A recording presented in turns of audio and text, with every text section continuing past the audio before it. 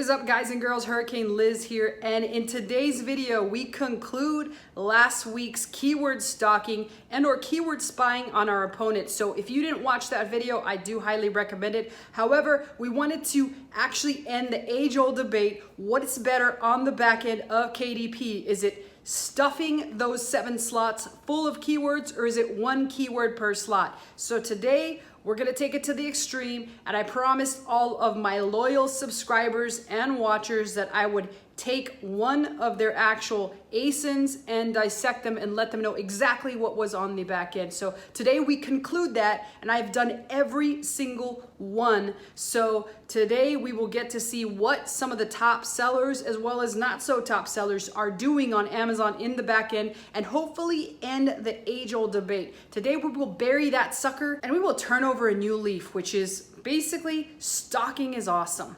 So hopefully today I train you guys on how to be a better stalker and how to really analyze and assess the entire keyword landscape, and how to analyze this information and run with it so that you can create better listings that hopefully sell better on KDP. So without further ado, let's jump into some of those actual listings and let's have some fun. All right, so here we are on my desktop, and remember last week I asked you guys to give me the actual ASINs that you wanted me to check out the keywords. And just to catch you up to speed, if you didn't see the last time's videos, what I'm basically doing is I met a guy at one of my masterminds, which I'll post a video about later in the week, and he basically has a way to be able to get back-end keywords. So let's go ahead and talk about what they are and the logic behind using this information. So just really quickly, this is a recap. To use this information, I recommend to study it and figure out what other top sellers are using it. I'm by no means saying, all right, only do 1 word per line. I'm actually on the side of putting as many keywords as you can, because it's a lot more difficult nowadays to rank.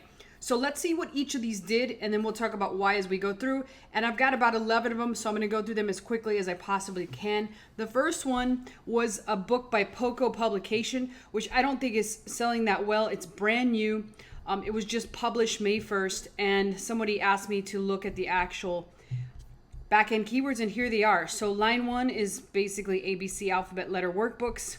Book paper ready, and pretty much it looks like Poco went with the strategy to put as many keywords as they could fit in the back end, and I think they did a pretty good job in general on most of these. And I'm imagining they should come up for some keywords based on what they got, depending on how competitive this is. And I do want to remind people, letter tracing is really, really super competitive. So it'll be interesting to see if this actually sells in the future. But overall, I think they did a pretty solid job filling up each of those lines. So that is this one by Poco Publications. And as I said before, it doesn't look like it's had any sales yet, but we'll see what happens. Over 116 pages on this one, so I'm guessing like 50 activities, maybe even 60. And let's go to the second one, which is this book here by Clever Panda Press, and it's pretty much publisher is KDP. So on this particular book, again, there's some, whereas like Poco had some really good keywords, I mean, this one is making some sales. And the only thing that I don't get is this could be potentially in a different language, because I don't understand what this dolch means. Maybe they misspelled something. Other than that, it looks like they used everything that they possibly could, so they did a pretty good job. And they're obviously making some sales, so not a bad job. But this is Clever Panda Press on the KDP platform. Let's go to number 3, which is a monster, right? This is by Pretty Simple Press, who is also Modern Kid Press, and they sell a shit ton of books, as we all know. And if you look them up, they're a San Antonio couple of 2. One is the actual designer, the other is the actual marketer. This one is ranked about 98 in books, which means it's selling an insane amount. And if we look at the actual keyword backend strategy, which now differs greatly from their new actual strategy, we will notice though, thanks to one of the viewers, Anna, she told me how to be able to tell what the publisher is on these. This is from Create Space. So my thoughts are their strategy is much different nowadays. If you see my last video, you will clearly see that their strategy is to ram and jam and put as many keywords on the back end as possible. But it looks like before in Create Space, could be a couple possibilities. Either they were limited and or they just did it the old-fashioned way, which is put 1 word per line and then take it from there.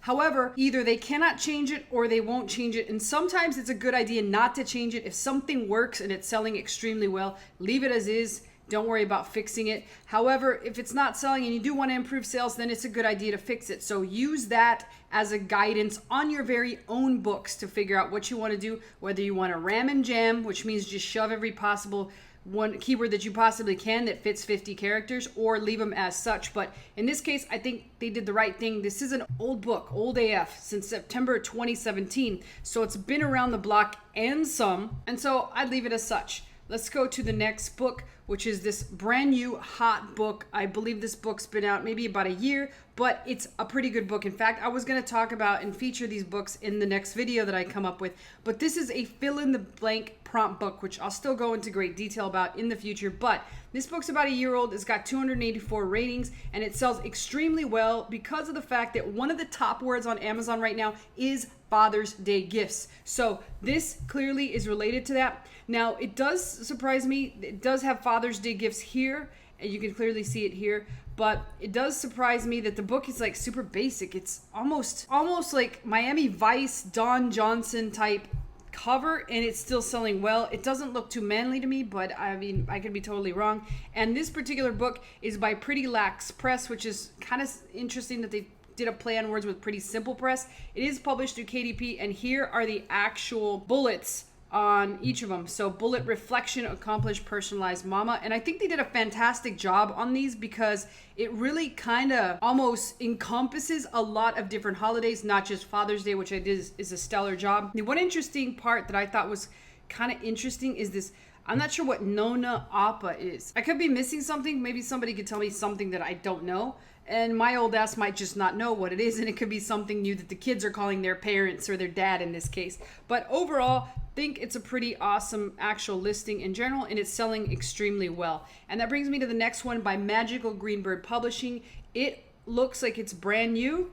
And if I scroll down here, there's been no sales. So on this particular one, if we look at this one, there is a lot of really bad stuff on this one. So whoever's book this is, I would probably think about what I'm doing here and who actually my demographic is. And the reason for that is the book cover seems to relate, like it's for kids in a way. I'm not sure if they're M&Ms or what, but it's like, would you rather hilarious laugh cards for kids, teens, and adults? Like, it's a kids and teens game, yet on the back end you've got drinking card game. I don't think kids and teens are going to be drinking and playing this with this book, or vice versa. And I certainly don't think parents are going to buy their kids a book that it's about drinking. So I don't know if it's anywhere else on the front, but I think that really whoever put this together needs to think about their demographic a little bit more and relate more words to that, because they left pretty much the entire back end wide open. So again, it's sort of like one of those things where you can't decide who it's for. Is this for kids, or is this for adults, or is this for teens? After you figure that out, then hell, this can be an adult drinking game book. But again, you have to figure out what it is and for who, and then take it from there. And I feel that the person that did this didn't actually think that. So that is one of the reasons that you're probably not selling. It's not the keywords, it's just the fact that you have to think about who this is for. Okay, so the next one is this Gratitude Journal by The Gentle Press, which right now is the #1 release in the 12-step program. It's pretty fairly new. And if we scroll down and look here, they basically have sold quite a few. There's 16,000 in books, so more or less they're probably selling about 10 to 15 a day right now. And it looks like it's pretty good, and it just launched. And so they obviously have a really solid launch strategy, so I would study to see if I could figure out anything that they're doing. And I will do another video on how to spy on people and how I've been able to spy on all these actual brands that are doing extremely well. But let's take a look at what Gentle Press is doing here. They are a KDP publisher, and they went for the one thing per line strategy. And it would be interesting to really look into this. So, I've convinced myself already. I will do a video and spy to see exactly what they're actually doing on this book and see if I can find anything out of the ordinary. But they kind of went with the simple method, and I feel like they potentially cut themselves short on a lot of potential keywords that they could have stuffed in the back end and ram and jammed with. But either way, I think one of the reasons that they could be being helped is by the low pricing strategy that they went with, and they got a #1 release in the 12-step program. Whether or not they are a book for actual recovering alcoholics, I would question that, but I can tell you this much: it's not difficult to get a #1 new release badge when you put your book in the right actual category. And I'll show that in my video later on this week on how that actually happens. But they are #1 new release in the 12-step program, which is in the book section. So the other interesting thing is that they also have 3 categories, I think, and I believe we're usually limited to 2. So apparently after you start selling, it's very similar to FBA, and many more categories can be opened up for you, especially if you sell well. So let's look at the next one. It's this fun toddler coloring book, and this one's priced at $6.99. It doesn't look like it's had any sales yet. However, it just got published, so let's see what's kind of surprises we got on the back end. This one has cute learning books for kids, number tracing books. All in all, looks like it's got some pretty standard things. Like I think I actually repeated one, and I didn't get him. I need to get him to get me the right keywords, but it looks like I might have copied and pasted it over incorrectly, so I will next time get the right actual line, but one line is repeated. I don't think that was purposely. I think I made the mistake there, so go ahead and ignore that. And let's go to the next book after that. All right, the next book I believe we already did in the previous video, so I went ahead and skipped over this one and then jumped straight into this composition notebook for handwriting practice with this unicorn on it by Ruby Nichols. And I think I've seen another similar one that sells extremely well also. But if we scroll down and take a look, this thing's selling pretty darn good. It's at 26,000 BSR, and it's self-published through Kindle. And we can take a look and see what's on the back end. Overall, they did a pretty solid job by just stuffing it full of words, right? I mean, it looks pretty good, and in general it's selling pretty good, and it's been available for about a year, so they got a nice little cash cow here on hand that's going to make them money month in and month out. And then we've got this book, which is a kindergarten writing paper by Smith John, which is #1 bestseller in curricula. And so it almost sounds like something from Transylvania, like Dracula, right? So interesting category, that curricula category. It also sounds like some sort of a disease. So you've got curricula. Oh, I feel sorry for you. That is very similar to Corona. And here we have a year-old book that's got a 225 BSR. So let's take a look and see what they're actually doing. This is Smith John. And in general, I got to say, I really thought that he has some excellent keywords that all relate to the actual book at hand, including there's some that have homeschooling. And here's for those people that constantly ask, should I be repeating keywords? If it's that important, I absolutely do in all my FBA listings. And hey, millions of dollars later, it still is the same exact thing that I do. So if it is an important keyword, abso-fucking-lutely, I repeat them. I don't care what other gurus say, but I mean, I guess you could classify me as a guru, but I am in the trenches doing this shit with a lot of very talented people that have made hundreds of millions of dollars, and they repeat keywords. So I'm going to do what the 100 millionaires do and ignore the thousandaires. So I'm going to repeat stuff. And here we have the next book by Bluey Plush. It's got 3 ratings, and all I know is that when I was looking at this book, I saw all sorts of shit wrong with this book. Primarily the fact that one of the things, and this could be the reason why I noticed that it's selling decent, but it just was published. It's got 3 ratings, and they're already complete crap. I guess the quality of the image is crap. Counterfeit coloring book. And the reason that they're saying this is because I guess Bluey is an actual Disney character. I don't know if he is, but that's what they made it seem like on the back end, and I'll show you what I'm talking about. It's 31,000 in books. So it's selling okay. It has horrible pages, has pictures. It is a #1 new release. And I guess Bluey is a character that's famous. I don't know, but maybe it is. It should probably get taken down very soon. But here's why I say this, and I have no freaking knowledge of Bluey. I have nothing personally against the damn dog, but I will say this much. Here is why I say that this could be like the ratings say, ingenuine book or of counterfeit book. It says anime coloring books for adults, Bluey Disney Jr., Bluey Toys Disney Jr. So whoever put this book up, if you're the one that actually asked me to look at this and review it, the fact that you put Bluey Plush as author, Eventually, if it is a property of Disney, it's going to get taken down because it looks like it could be. I wouldn't do this anymore. You're going to lose your Kindle account. And if it was Disney, well, I don't know what the fuck you're watching this channel for. And you clearly got some idiots working for you in the Kindle department.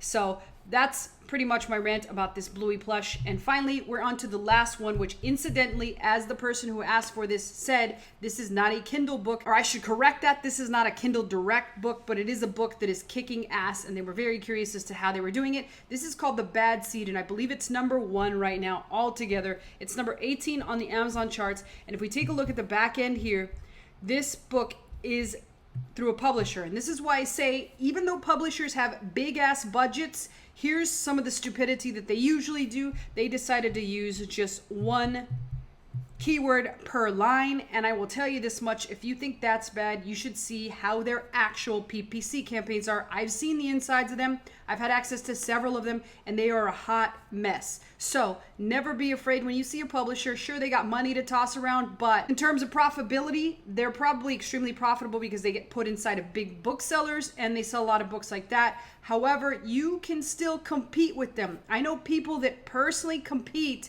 or every single product that they pick in FBA is a product that Amazon Basics sell. And the reason for that is they say Amazon has done all the research. They have taken all of the top sellers' data and they know what to sell, so they piggyback off it. And the reason for that is most sellers turn the other direction when they see Amazon selling in a category and they let it scare them the hell out of the category. But I have friends who very specifically only sell categories that Amazon Basics is in, and it has worked out magically for them. And by magically, I mean magically, with magical amounts of millions of dollars in their bank account. So never be afraid of doing and jumping into a category where there's big money. So overall, just pretty piss poor job about manners, good behavior, and a child book about a bad seed. So I'm guessing this is a bad little apple among the bunch of all the other little apples. So that's it for this actual video. If I missed you, I don't think I missed any, but go ahead and post it below. I'll probably do one more of these and then move on.